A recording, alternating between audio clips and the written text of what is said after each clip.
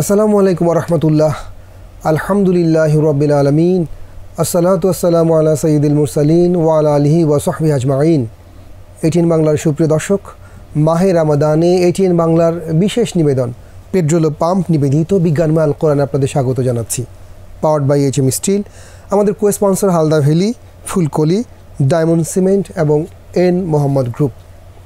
সুপ্রিয় দর্শক, আমাদের এই অনুষ্ঠানে আমরা আল কোরআনকে বিজ্ঞানে নিরেখে বৈজ্ঞানিকভাবে বুঝবার চেষ্টা আপনাদের সামনে পেশ করে থাকি। কথা বলি মহাবিশ্বের বিভিন্ন বিষয় নিয়ে, পৃথিবীর বিভিন্ন বিষয় নিয়ে, মানুষের দেহ অভ্যন্তরের নানাবিধ বৈজ্ঞানিক সূত্র তথ্য নিয়ে এবং তাকে যাচাই করবার, বুঝবার বা বাছাই করবার চেষ্টা করি আল কোরআনের আলোকে। আমরা আজকে কথা বলতে চাই মহাবিশ্বের বিস্তৃতি নিয়ে। কথা বলার জন্য আমাদের সাথে রয়েছেন তরুণ আলেমে দ্বীন, গণমাধ্যম ব্যক্তিত্ব, জগন্নাথ বিশ্ববিদ্যালয়ের ইসলামিক স্টাডিজ বিভাগের সহযোগী অধ্যাপক ডক্টর মোহাম্মদ রেজাউল হোসাইন। আসসালামু আলাইকুম ওয়া রাহমাতুল্লাহি ওয়া বারাকাতুহু। ওয়া আলাইকুম আসসালাম ওয়া রাহমাতুল্লাহি ওয়া বারাকাতুহু। সুপ্রিয় দর্শক, আমাদেরকে সম্মানিত করেছেন আমাদের অনুষ্ঠানে উপস্থিত হয়ে আরেকজন অতিথি, আমার আন্তর্জাতিক খ্যাতিসম্পন্ন পরিবেশ বিজ্ঞানী, ভূগোলবিদ, শিক্ষাবিদ, মানারাত ইন্টারন্যাশনাল ইউনিভার্সিটির মান্যবর উপাচার্য প্রফেসর ডক্টর মোহাম্মদ আব্দুর রব। সালামু আলাইকুম রাহমাতুল্লাহ। ওয়ালাইকুম আসসালাম ওয়া রাহমাতুল্লাহি ওয়া বারাকাতুহু। আপনাদের দুজনকে মহাবিশ্বের বিস্তৃতি নিয়ে যে আলোচনা, সে আলোচনায় স্বাগত জানাচ্ছি। সুপ্রিয় দর্শক, আমরা যে বিশ্বে বসবাস করছি, যে পৃথিবীতে বসবাস করছি, একদিনের কোনো কিছু ছিল না। হাদিসে কুদসিতে আল্লাহ রাব্বুল আলামিন বলছেন তিনি ছিলেন গুপ্ত, সুপ্ত। তার এক সময় সৃষ্টি করবার, নিজেকে আত্মপ্রকাশ করবার ইচ্ছে হলো, আর তিনি সৃষ্টি করলেন। সেই সৃষ্টির বহিঃপ্রকাশ এই পৃথিবী, মহাবিশ্ব, গ্রহ নক্ষত্র, সব কিছু। আমরা শুরুতে ডক্টর রেজা আপনার কাছে যেতে চাই। আল কোরআন থেকে আল্লাহ রাব্বুল আলামিনের সৃষ্টিকর্ম এবং সৃষ্টিকর্মের বিস্তৃতি কীভাবে ঘটলো তার একটা রূপরেখা জানতে চাই। আলহামদুলিল্লাহ ওয়াসসালাতু ওয়াসসালামু আলা রাসূলিল্লাহ। বাদ প্রথমে একটি উদ্ধৃতি দিয়ে শুরু করতে চাই। এই উদ্ধৃতিটি দিয়েছেন ফেমাস সায়েন্টিস্ট স্টিফেন হকিংস। উনি এই যে মহাবিশ্বে যে বিস্তৃতি ঘটছে, আল্লাহ তাআলা সৃষ্টি করলেন, অর্থাৎ এই যে কুন ফায়াকুন হয়ে গেল, একটা সয়হা হয়ে গেল, অর্থাৎ বিগ ব্লাস্ট হয়ে গেল, বিগ ব্যাং থিওরি, যেটার উপরে যেটি 19বিংশ শতাব্দী 1927-এর দিকে যে থিওরি সে ডেভেলপ করেছে। তো এই বিষয়টি আল্লাহ রাব্বুল আলামিন দেখুন কত চমৎকারভাবে কোরআনে কারীমেও সেটা উল্লেখ করেছেন। স্টিফেন হকিংস বলেছেন, আর কোরআন বলেছে ১,৫০০ বছর আগে। স্টিফেন হকিং বলছেন, the Discovery of the expanded universe is the greatest Discovery of this century. তিনি এটাকে একটা গ্রেটেস্ট ডিসকভারি বা ক্রিয়েশন বা একটা আবিষ্কার বলছেন।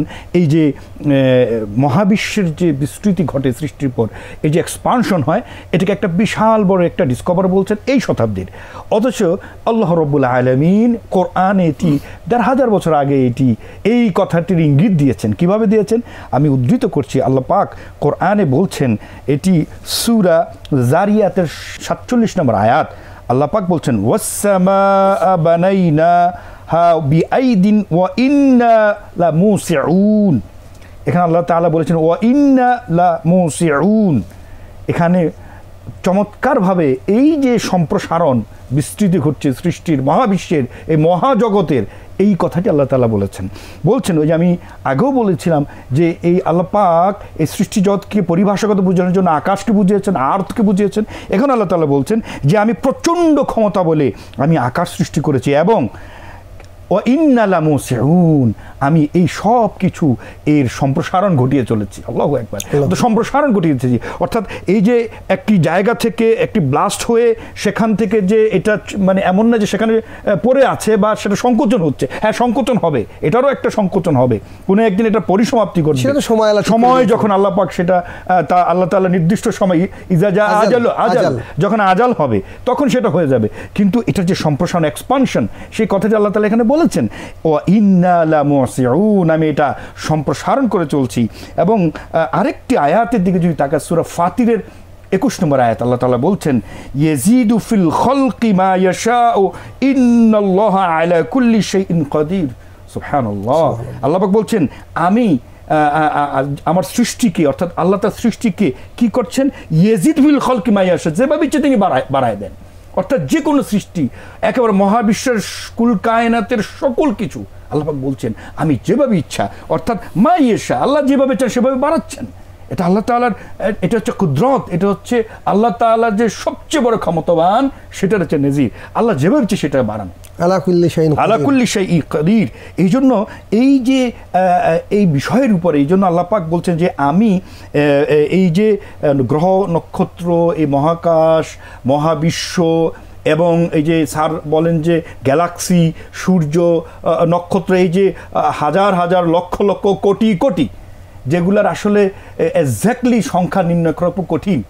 আল্লাহ পাক কোরআনে কারিমে এভাবে হয়তো সংখ্যাতত্ত্বের কথা বলেননি, কিন্তু বলেছেন যে এই সকল কিছু সৃষ্টি আমি করেছি। অর্থাৎ সৃষ্টি কিভাবে করেছি আল্লাহ পাক এখানে বলেছেন যে এই সৃষ্টি এক সময় আমি, এটা যেমন বাদা আমি শুরু করেছি, আবার এই সৃষ্টি পুনরায় আমি আবার করব। নুঈদু, কোরআনে নুঈদু শব্দ আল্লাহ ব্যবহার করেছেন। যেভাবে বাদা আমি সৃষ্টি করেছি, বাদা শব্দ ব্যবহার করেছেন, আবার এই সৃষ্টিকে আবার আমি পুনরায় করব। এখন সকল কিছু সৃষ্টির ক্ষেত্রে আল্লাহ তাআলা সক্ষম। আল্লাহ তাআলা এটা বলেছেন, তিনি হচ্ছেন সেই কুদরতওয়ালা, সেই ক্ষমতাবান। সুতরাং এই যে মহাবিশ্বের এই যে মানে যেটা বিজ্ঞানীরাও এমনটা বলছেন যে এই যে এটার যে সম্প্রসারণ, এটাও একটা অলৌকিক, একটা মিরাকল। হ্যাঁ, যে কি করে এই মানে গ্রহ নক্ষত্রগুলি কিভাবে করে এটা আস্তে আস্তে যেটা যেখান থেকে আস্তে আস্তে সূত্রপাত হয়ে বেড়ে চলেছে এবং কি করে এটা সম্প্রসারণ ঘটছে, এইটার গবেষণা আল্লাহ রাব্বুল আলামিন যেন মানুষ করে। এবং এই সৃষ্টি জগতের মধ্যে এর যে চিন্তার খোরাক আছে, এইটা কিন্তু আল্লাহ রাব্বুল আলামিন এটাকে অ্যাড্রেস করেছেন। আল্লাহ পাক বলেছেন যে এই সৃষ্টি জগৎ সম্পর্কে তোমাদেরকে গবেষণা করতে হবে, কারণ এর মধ্যে আছে আল্লাহ রাব্বুল আলামিনের নিদর্শন। যেমন কোরআনে কারীমের একটি আয়াত আমি এখন উদ্ধৃত করতে চাই।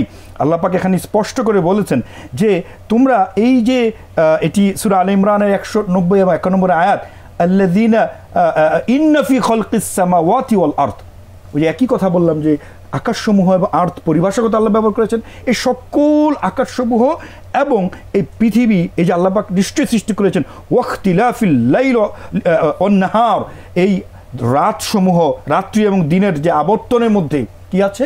নিদর্শন। লা আয়াত, সকল নিদর্শন আছে। লি উলিল আলবাব, কাদের জন্য? যারা বোধ শক্তিমান, যারা জ্ঞানবান, যারা চিন্তাশীল। এবং এই চিন্তাশীলেরা কি করবে? এই গবেষণা করে, চিন্তা করে, এই খোরাক নিয়ে তারা কি করবে?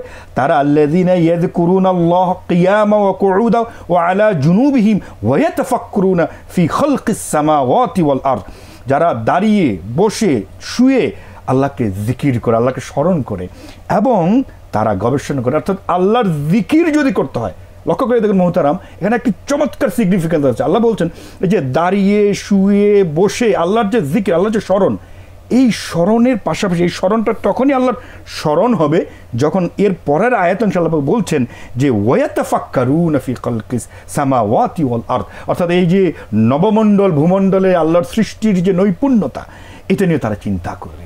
এই যে কি করে এই একটা জায়গা থেকে একটা বিরাট বড় একটা ব্লাস্ট হলো, সেখান থেকে কিভাবে সম্প্রসারণ হলো, সেখান থেকে এরকম কোটি কোটি, যেমন সূর্য আমরা দেখছি, এই সূর্যের মতো তার আশেপাশে বিশাল সৃষ্টি, যেখানে একটি নক্ষত্রের কথা বিজ্ঞানী এরকম বলেছেন, আমি চমৎকৃত হয়েছে, বলছে যে এই সূর্যের কাছাকাছি এরকম নক্ষত্র, এরকম অসংখ্য নক্ষত্র, একটা বড় নক্ষত্র যেটা সূর্যের তুলনায় 50 কোটি বড়। আল্লাহু আকবার। তাহলে এত বড় বিশাল সৃষ্টি জগৎ, আল্লাহ বলছেন ওয়ায়াতাফাক্কুনা ফি খালকিস সামাওয়াতি ওয়াল আরদ, তারা কি এই চিন্তা করবে না? করে এটা বলবে না রব্বানা মা খালাকতা হাযা বাতিলা, আল্লাহ তাআলা কোনো কিছুই কিন্তু অনর্থক সৃষ্টি করেনি। ধন্যবাদ ডক্টর রেজাদ, ধন্যবাদ। সুপ্রিয় দর্শক, আসলে আল্লাহ রাব্বুল আলামিন কোনো কিছু অনর্থক সৃষ্টি করেননি তো বটেই, বরং তার প্রত্যেকটি সৃষ্টি ভীষণভাবে সুপরিকল্পিত, যেন এই মহাবিশ্বে তার শক্তিমত্তার, তার কুদরতের বহিঃপ্রকাশ নানাভাবে ঘটতে পারে। আমরা আরও আলোচনা শুনবো, তার আগে যেতে চাই ছোট্ট একটা বিরতিতে। আমাদের সঙ্গে থাকুন, ফিরছি শিগগির ইনশাআল্লাহ। সুপ্রিয় দর্শক, বিজ্ঞাপন বিরতির পর ফিরে এলাম। পেট্রোল ও পাম্প নিবেদিত বিজ্ঞানময় আল কোরআনে, পাওয়ার্ড বাই HM স্টিল, আমাদের co-sponsor Halda valley, Phulkoli Diamond cement এবং এন মোহাম্মদ গ্রুপ। আমরা আলোচনা শুনছিলাম আল কোরআন থেকে কীভাবে এই পৃথিবীর মহাবিশ্বের সূচনা হয়েছে আর কীভাবে তা বিস্তৃত হয়েছে। আমাদের অতিথি রয়েছেন আন্তর্জাতিক খ্যাতিসম্পন্ন পরিবেশ বিজ্ঞানী প্রফেসর ডক্টর মোহাম্মদ আব্দুর রব। স্যার, আপনার কাছে জানতে চাই, পৃথিবীতে সৃষ্টি হয়ে গেল, মহাবিশ্ব সৃষ্টি হলো, পৃথিবীর বিস্তৃতির গল্পটা একটু আপনার কাছে জানতে চাই। পৃথিবীর সৃষ্টি বা উৎপত্তি নিয়ে অনেকগুলো হাইপোথিসিস আছে। তিনি যেগুলো বলছেন, স্টিফেন হকিং সাহেব যা বলেছেন, আরও অ্যাস্ট্রোফিজিসিস্ট, তারপর হলো কি বড় বড় সায়েন্টিস্ট, তারা অ্যাস্ট্রোনমার্স, ওনারা যেসব কথা বল সবগুলোই হাইপোথিসিস। এই মহাবিশ্বের যে ইভলিউশন, অরিজিন, এইগুলো তারা স্পেকুলেট করেন এবং সায়েন্টিফিক ম্যাথমেটিক্যাল বিভিন্ন এভিডেন্স দিয়ে মডেলের সহযোগিতায় তারা কিছু বক্তব্য দেন, কিন্তু সবগুলো হাইপোথিসিস। তারা এক্স্যাক্ট যে কজাল রিলেশন, এক্স্যাক্ট যে কজ অফ অরিজিন, সেগুলো কেউ বলতে পারেননি। এই জিনিসটা প্রণিধানযোগ্য। আর কি হলো অরিজিন অফ দ্য আর্থ, এইটা দিয়ে অনেক সায়েন্টিস্ট অনেক ধরনের হাইপোথিসিস তুলে ধরেছেন।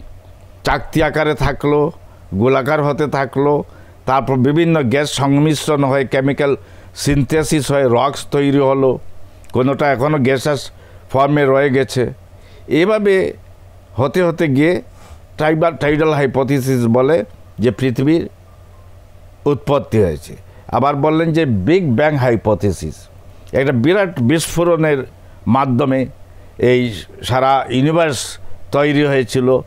একইভাবে সোলার সিস্টেম, সূর্য টূর্য ছিটকে পড়ে, এবং ছিটকে পড়ে তারা এই ফিজিক্সের ফর্মুলাই তারা একটা আরেকটার কাছে ইলেকট্রোম্যাগনেটিক ওয়েভস তৈরি হলো এবং তারা মহাকর্ষ শক্তিতে টানতে লাগলো। তার ফলে ঘূর্ণনের সৃষ্টি হলো, ঘুরে ঘুরে ওইগুলো আবার পুঞ্জীভূত হলো এবং স্ফেরিক্যাল গোলাকার আকার ধারণ করলো। কোনোটা চাকতি আকারে রইল, কোনোটার মধ্যে রিং থাকলো, এভাবে তৈরি হলো। তারপর পৃথিবী এই গ্যাসটা রেডিয়েট করতে করতে তার উপরটা ক্রাস্ট, ভিতরটা এখনও জ্বলন্ত গলন্ত ফুটন্ত এবং মুভিং ছুটন্ত। তো এইটা হলো কি পৃথিবী। তারপর পৃথিবীও তাপ রেডিয়েট করতে করতে শীতল হতে যেতে লাগলো। তারপর বিভিন্ন গ্যাসের সংমিশ্রণে অক্সিজেন, হাইড্রোজেন মিশ্রিত পানি, মেঘের সৃষ্টি হলো। বছরের পর বছর, শত শত বছর, হাজার হাজার বছর, লক্ষ বছর ধরে বর্ষণ হতে থাকলো। তারপর সেগুলো বর্ষণের ফলে পৃথিবীর উঁচু নিচু যেসব জায়গায় এবড়ো সেখানে পানি এভাবে ধুয়ে মুছে গিয়ে লুনা পানি, যে মিনারেলসগুলো সল্ট তৈরি হয়ে লুনা পানি হলো, নদ নদীর সৃষ্টি হলো, লেক সরোবর সৃষ্টি হলো।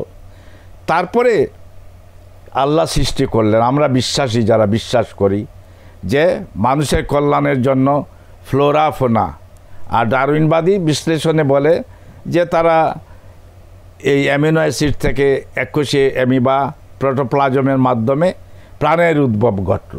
এটা আল্লাহ তৈরি করেছেন। তারপর ফ্লোরা, উদ্ভিজ্জ, ফোনা, প্রাণীর সৃষ্টি হয়ে গেল এবং ক্রমবিবর্তনের মাধ্যমে ফুলে ফলে পশু প্রাণী পাখির কাকলিতে পৃথিবী আল্লাহ সাজালেন।